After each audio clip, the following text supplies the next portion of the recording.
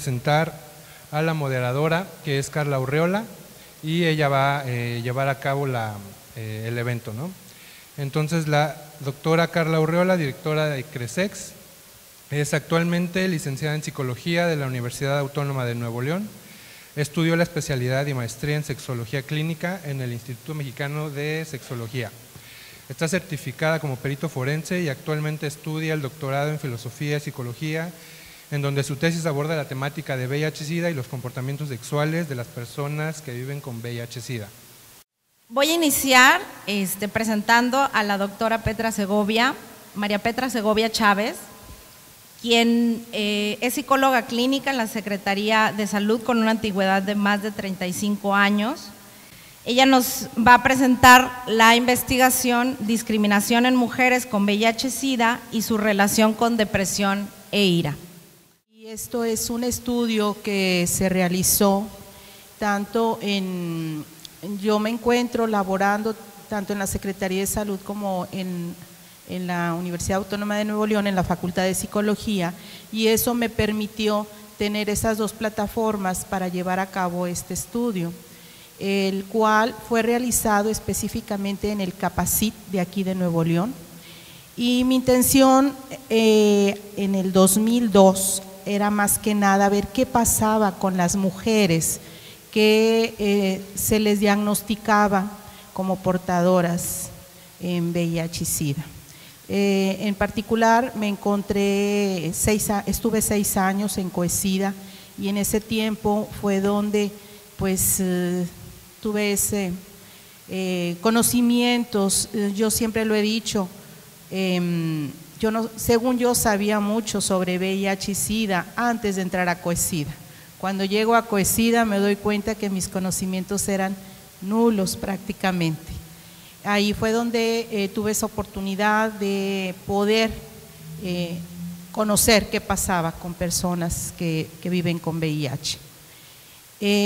A partir de ahí, mi inquietud por conocer más, por estudiar, y fue precisamente es parte de la tesis de la maestría en salud. ¿Por qué inclinarme a la población femenina? Bueno, primero pues puedo decirles porque soy mujer, ¿verdad? Pero así como que no. Es una población pequeña, un porcentaje menor en relación a la población masculina, y las investigaciones están más enfocadas a la población masculina, independientemente de la diversidad sexual. Por eso es de que me incliné viendo que había menos estudios, tanto a nivel nacional, mundial sí existen, pero a nivel nacional, principalmente estatal, son pocos los estudios enfocados, sí existen, pero son pocos enfocados a la mujer. El tema está precisamente enfocado, como les digo, a mujeres. Pero ¿qué pasa con las mujeres? Dentro de nuestra cultura, la mujer vive discriminación por el hecho de ser mujer. Culturalmente tiene menos valor. Después tiene doble discriminación cuando fue infectada, ya estamos hablando de 2 discriminaciones. Dentro de las mujeres que acudían a Coesida, dentro de la población con la cual trabajé, había, espero no manejarlo mal, Carlita, ¿me corriges? Sexo servidoras. ¿Sí está bien aplicado? Ok. Sexo servidoras, ya hablamos de 3 discriminaciones. Precisamente por eso me incliné a la población femenina. Bueno, ya todos los que están aquí, de alguna forma, conocemos lo que es la teoría del VIH, y pues ya estamos a 30 años, espero que todavía no lo pasamos, ¿verdad? Los 30 años o ya los pasamos, ¿no? ¿Verdad? 31, ok. Este estudio lo hice en el 2010. Bueno, a 30 años que se diagnosticó el primer caso a nivel mundial, las complejidades de esta enfermedad es considerada una pandemia y rebasan las prácticas individuales, así como los sistemas de la salud. Esto ha ocasionado que sea catalogada la epidemia como un problema de salud pública muy compleja, debido a que tiene repercusiones, y lo sabemos, tanto social, ético, económico, político. Y cuando una persona ha adquirido el virus y su notificación es reciente, las reacciones emocionales son muy variadas. A mí me tocaba ver reacciones diversas, así es de que precisamente por eso me interesé en hacer un estudio enfocado al VIH. Tenemos las estadísticas a nivel mundial, nacional y del estado. Toda esta información pues me la desde ONU-SIDA, en América Latina 1.5 millones de personas. En México tenemos 149.883 casos, estoy hablando del 2011, y de acuerdo con la prevalencia, México ubica el 23º a nivel continental y 77º a nivel mundial. Esto es desde COESIDA Nuevo León en el 2009. ¿Qué pasa en Nuevo León? Se tiene un total de 4.226 casos. De estos 4.226 estoy hablando de acumulado hasta el 2008. Las estadísticas que traigo no son recientes, puesto que esto lo realicé en el 2010, a principios del 2010. Tenemos que el primer caso de SIDA, porque recordar que los primeros casos no eran en VIH, eran en SIDA. Y el primer caso en mujeres se presentó en el 84. Y bueno, las mujeres cada vez nos encontramos, aumentan estadísticamente el porque su pareja sexual, si es bisexual, puede tener una infección con una pareja hombre. Hay que recordar por qué hago esto, aquí lo dicen las estadísticas, porque inicialmente el VIH se consideraba era SIDA, no era VIH inicialmente, y era una enfermedad rosa. Rosa, ¿el por qué? Porque era únicamente a la población homosexual. Posteriormente, eso es al inicio, estoy hablando del 83, y posteriormente, al ir avanzando los años, están incrementándose estadísticamente en las mujeres, pensando en que su pareja sexual puede ser bisexual o en algún momento hubo por ahí una relación bisexual. El riesgo que corren las mujeres al desconocer que son portadoras de VIH y se embarazan, pues bueno, entonces sabemos de que la infección es vertical y su vulnerabilidad está aumentada por falta de asertividad y situaciones de desigualdad social más frecuentes en madres solteras, separadas o divorciadas, que les inhiben solicitar el uso de preservativo o de condón a sus parejas. Culturalmente, dentro de que no existe aún la equidad de género en una pareja heterosexual, la mujer, dentro de nuestra cultura, la mujer cuando pide a su pareja sexual un condón, la respuesta, no en todas las parejas heterosexuales, pero la respuesta es, andas con alguien, por eso quieres cuidarte. Y esto es algo que se presenta culturalmente. La condición de seropositividad constituye una causa de discriminación que puede sumar a la de género, dando doble discriminación, que era lo que les decía. Y la atribución de la causa de infección puede atenuar o reducir la discriminación. Cuando la responsabilidad, cuando se le atribuye a una pareja estable, la mujer aparece como víctima y atenúa el rechazo y la estigmatización. Por el contrario, si se atribuye a su conducta como una práctica sexual de riesgo en una mujer soltera o se puede considerar una infidelidad en una mujer casada, y esto incrementa el rechazo y la condena social, que posteriormente vamos a ver los resultados. En las mujeres la moral de género desalienta el conocimiento de su propio cuerpo y sexualidad, y los factores que ponen en riesgo a las mujeres de contraer el VIH-Sida son porque tienen poca información del tema, pero resulta que aún teniendo información del tema por la desigualdad de género, no pueden pedir el condón a sus parejas sexuales. El interés de este estudio de la discriminación, pero no era nada más ver la discriminación, era qué pasaba con la discriminación en relación a la depresión y a la ira. Surge al escuchar a mujeres que al recibir resultado positivo de la prueba de detección de VIH, aquí estoy hablando de prueba, no estoy hablando de confirmatorio, por eso el interés. Al momento de que se les hacía la prueba, en la cual yo lo realizaba, la reacción, pruebas rápidas, la reacción era, no se lo voy a decir a nadie, qué miedo, me van a rechazar, etcétera, sin tener un resultado confirmatorio de Western blot. Entonces estamos hablando apenas de una prueba, no del confirmatorio. Sentían el miedo a ser rechazadas por la pareja, familia, trabajo, en el momento que ellos se enteraran del resultado, los que les generaba aislamiento y sufrimiento. Asimismo surge de la experiencia de discriminación que reportan mujeres que ya vivían con VIH. Entonces tenía esas dos fuentes, quienes todavía no tenían el confirmatorio y ya tenían confirmatorio y las reacciones de alguna forma se presentaban. El objetivo describir el nivel de discriminación temida y percibida de depresión e ira y características sociodemográficas en mujeres portadoras de VIH. La hipótesis espera alta incidencia de quejas de discriminación, especialmente en relación con los servicios de salud, temor a que los demás se enteren de la condición clínica y se espera niveles altos de ira y depresión en comparación con los parámetros de población en general.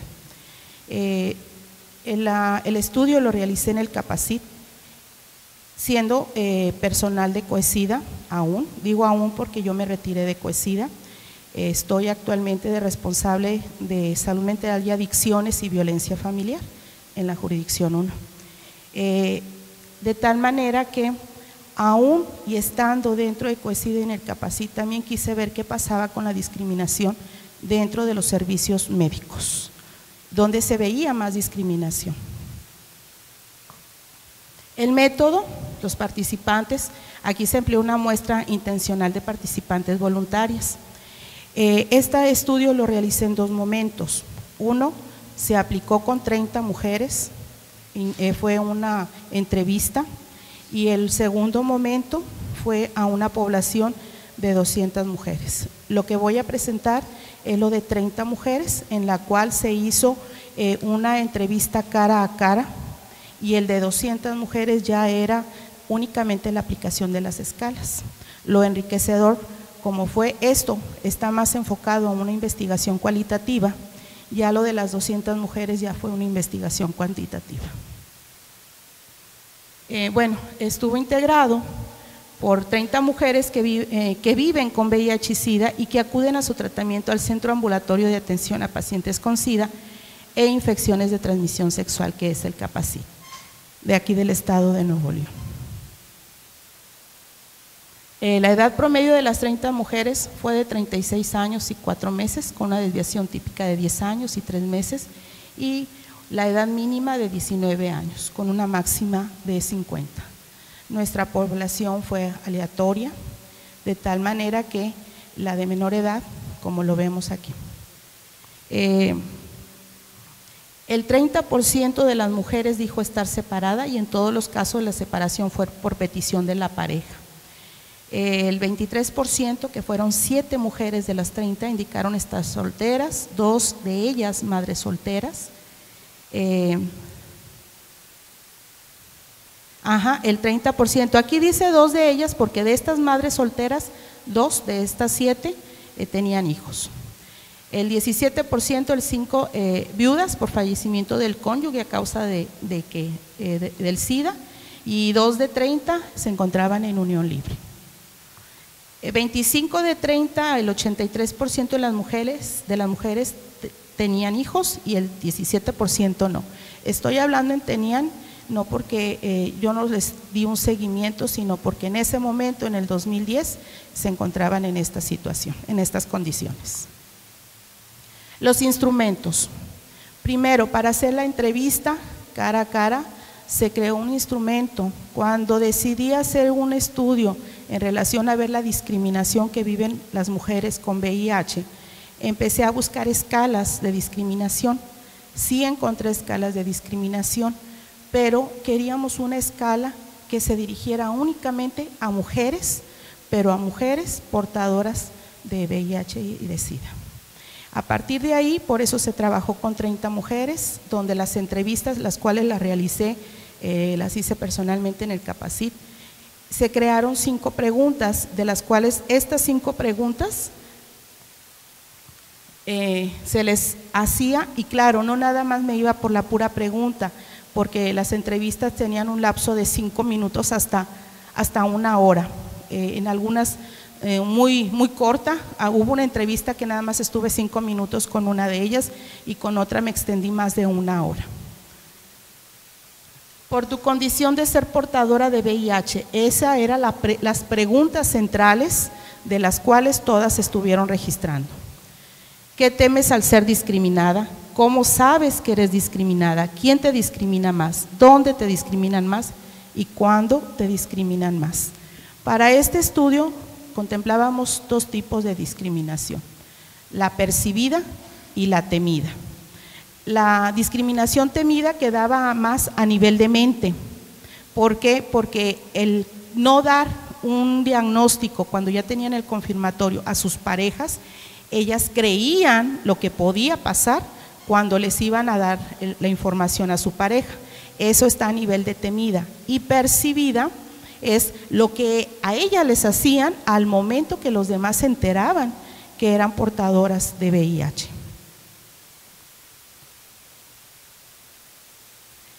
Además se aplicaron las escalas, esta escala que les estoy mencionando, de la cual parte de las preguntas es la escala de discriminación temida y percibida. Mide discriminación en sus aspectos de expectativas y percepciones a causa de ser VIH positivo o padecer SIDA, y está integrado por 48 ítems. La escala de depresión de la ira del inventario de rasgo, estado, expresión de ira, que configura 24 ítems, y el inventario de depresión de Beck, que son 21 ítems. Hacia la entrevista para la cual se generó la escala, aparte se les aplicó estas otras 2 escalas, la de depresión y de la ira, para poder ver qué relación había. El procedimiento, bueno, es un estudio descriptivo correlacional con un diseño post facto transversal. La población objeto de estudio fueron mujeres, como les he estado comentando, con VIH y SIDA, y fueron atendidas o eran atendidas en el Centro Ambulatorio de Atención a Pacientes con SIDA e Infecciones de Transmisión Sexual Capacit de Nuevo León. Las entrevistas se llevaron a cabo en el Capacit en junio del 2010, con una duración aproximada de 30 minutos, variando de 5 minutos a 1 hora. Estuve un mes trabajando en ciertos momentos del turno, mañana y tarde, para poder lograr hacer las entrevistas. Antes de iniciar la entrevista se solicitó el consentimiento escrito y se garantizó la confidencialidad de los datos. En todo momento se protegió eso. Aparte, el protocolo de investigación pues tenía que ser aprobado, tenía que llevar ese procedimiento, fue aprobado por COESIDA, y en todo momento también se apegó a la norma oficial mexicana y al American Psychological Association. Las respuestas, ahora vamos a ver qué pasó. Esas respuestas de las 5 preguntas, todas las anoté, y se aplicó un análisis de contenido sobre el material obtenido desde las preguntas abiertas, con una terminología clásica de Berelson y Krippenford, y el universo objeto de análisis fueron las respuestas emitidas por los participantes a las preguntas abiertas. Diseño utilizado es no experimental, es post facto, donde la principal característica es que no se pueden manipular las variables ya que están presentes. Y esto es independientemente debido a que ya sucedió el evento. Los resultados. Bueno, las preguntas, las primeras preguntas que se hizo cara a cara estaban relacionados con esas 5 que les estoy comentando, y los sistemas de categoría elaborados para las 5 preguntas abiertas fueron sencillos y fiables, variando los valores del coeficiente de capa entre los 2 evaluadores de 0.82, 0.95 con un promedio de 0.87. ¿A qué se refiere esto? Nosotros realizamos, me refiero a nosotros porque en todo momento tuve un acompañante, el doctor José Moral de la Rubia. Él fue mi director de tesis, de tal manera que cuando se hicieron estas 5 preguntas, de las cuales la intención era hacer la escala, se tuvo que hacer todo un proceso muy arduo, por cierto, en el cual nos encontramos con que sí estaba de alguna forma bien fundamentado. Los resultados de esas 5 preguntas, cada punto incluía ¿qué temes, por ejemplo? ¿Qué temes al ser discriminado? Nos encontramos que hubo quien decía que no temía nada. Con la persona que duré 5 minutos, en todo momento no pasaba nada, nadie me discrimina, no hay ningún problema, todo me va muy bien, pero al final de los 5 minutos me dice, nadie sabe en mi casa, nadie sabe en ningún lugar. Por eso no la discriminaban. Y lo que sí encontramos era que cuando se enteraban si había discriminación, eran en las clínicas. Cuando yo llegué a Coesida todavía existían los folders de color rojo donde se identificaba y andaban las personas con su folder en el hospital y todo el mundo identificaba que ahí iba un portador, en el cual se hicieron cambios, se modificaron, desaparecieron esos folders, pero de alguna manera al momento de estar consultando se dan cuenta que son portadores. Todavía hay lugares donde en una unidad alguien le gritó a quien hace las pruebas, ven, ahí está una mujer que tiene VIH, ándale para que la atiendas, estando en una sala de espera. ¿Sí? Entonces todavía se siguen viendo esas situaciones. El 27%, 8 de 30 de los participantes ante la pregunta, ¿qué temes al ser discriminada? Responden que no tienen miedo a nada, que le echen de la casa, del trabajo, que la rechacen, que se enteren los demás, que no la acepten, que se lo cuenten a otros. Aquí tenemos. Todavía hay quien me dice, todo eso son mentiras, hombre, no las rechazan en ningún lado. Yo observo que sí siguen siendo rechazados. Ante la pregunta, ¿cómo sabes que eres discriminada? Y aquí tenemos los resultados. No es discriminada, le dejan de hablar, la corren, no la atienden al consultar, no encuentra trabajo, no comparten cubiertos. En la entrevista hubo mujeres que me dijeron, al momento que se enteraron en mi trabajo, me corrieron. La mayoría de ellas nunca menciona su condición de seropositividad y muy pocas personas lo saben. Así es de que ante la pregunta, ¿quién te discrimina más? No es discriminada. Personal donde consulta, en la casa, los vecinos, en el trabajo y los familiares. Si se fijan, en todo momento, consulta, centro de salud, clínica, pero ¿por qué? Porque no se les informa a nadie. En mi estudio no manejé si había informado a alguien su condición, si son PIBIS. Así es de que eso sería ideal en otro estudio, ver hasta dónde se permiten decirle a quien los rodea, porque las redes sociales son tan importantes en seguir adelante. Ante la pregunta, ¿dónde te discriminan más? No la discriminan, 13, donde consulta 8, en su casa, en el trabajo, en el Capacit y en la colonia donde vive. Volvemos otra vez, las clínicas. Quienes decían, no la discriminan, en todo momento no pasa nada, no se le informaban a nadie. Nadie sabía de que eran portadores de VIH, SIDA o SIDA. Así es de que precisamente por eso la contención, no tenía redes familiares que la protegieran o redes sociales que le ayudaran, y por eso no les avisaban a nadie y su apego al tratamiento se complicaba. Ante la pregunta, ¿cuándo te discriminan más? Cuando se enteran, fueron 14, no la discriminan 7, si se fijan aquí ya se invirtió, cuando eran más las que no pasaba nada, ahora ya bajó. No la discriminan 7, cuando la consulta, cuando ven el expediente, cuando se enferma y cuando convive en casa. Aquí se puede afirmar que sí se cumple la expectativa en esta muestra intencional integrada sobre todo por mujeres que son separadas, casadas, solteras, donde la mitad se dedica a su hogar, de unos 36 años y con 4 años desde el diagnóstico. Para esto, el promedio 36 años y en diagnóstico el promedio eran 4 años. Desde el diagnóstico de VIH, que son las características que representa el perfil sociodemográfico de las participantes promedio. Ante la pregunta ¿quién te discrimina más?, se observa que desciende el porcentaje de personas que dicen nunca haber sido discriminadas, a favor de la categoría de cuando se enteran, sabiendo que ellas evitan en todo momento informarle a los demás. ¿De qué manera se enteran? Si son acompañadas a una clínica y el personal de la clínica comenta, mira ella, o la empiezan a señalar, o van a hacerse exámenes en el laboratorio y también son señaladas, e incluso las reacciones que tiene el personal, el miedo a que vayan a ser infectados.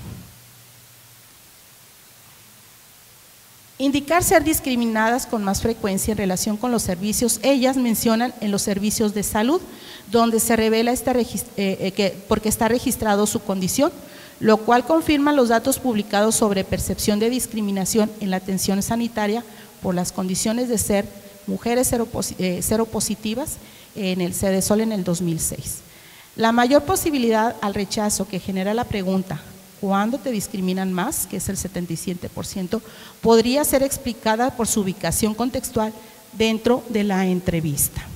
¿Por qué? Porque ahí nos damos cuenta que realmente no mencionan que son portadoras. Poco más de 1/3 de estas mujeres afirman no recibir discriminación, un promedio del 35%, que es un porcentaje importante. Además, me llamó la atención que 1/4 de las mujeres no albergan ningún temor ante la situación de discriminación. Bueno, no tienen temor, puesto que saben que no van a ser discriminadas desde el momento que no han informado que son portadoras. Aquí pudiera que los mecanismos sociales de discriminación se están suavizando, esa es algo de nuestras conclusiones también, porque si decían que no eran discriminadas cuando en la lectura, en las literaturas dice lo contrario, entonces nosotros consideramos que los mecanismos sociales de discriminación se están suavizando o que realmente la aceptación se está incrementando cuando los estudios de sexualidad en México reflejan actitudes condenatorias.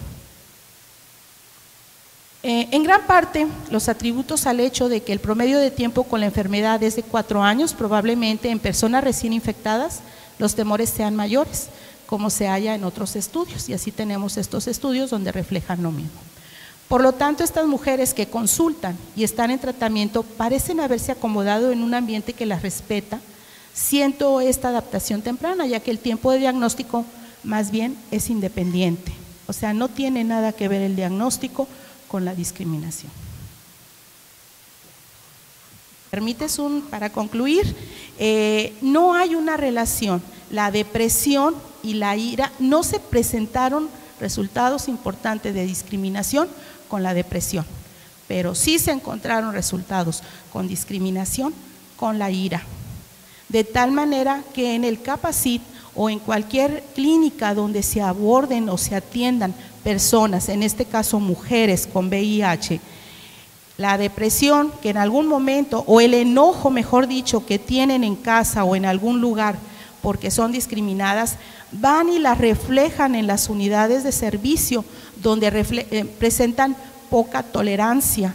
Por eso vemos el enojo al momento de que no son atendidas en las unidades de servicio, no se les da en el momento que ellas lo soliciten, y por eso reaccionan en forma de ira, y la ira es un enojo muy aumentado. De tal manera que consideramos dentro de estas conclusiones en la investigación, pues trabajar en las clínicas principalmente, el capacitar o preparar a nuestro personal para que conozcan que si manejan las medidas universales no se van a infectar. Y lo otro es, en caso de las mujeres, trabajar con ellas ese punto de la discriminación. Y además, que aprender a que las redes sociales son muy importantes para que salgan adelante del estado emocional, en todo caso de esa ira, para que se puedan apegar al tratamiento. El estudio no fue relacionado al apego al tratamiento, pero sí encontramos las dificultades que estaban presentando las mujeres al momento de que eran rechazadas y se les dificultaba apegarse al tratamiento. Y bueno, pues entonces me voy a pasar todas y me voy hasta aquí. Muchas gracias.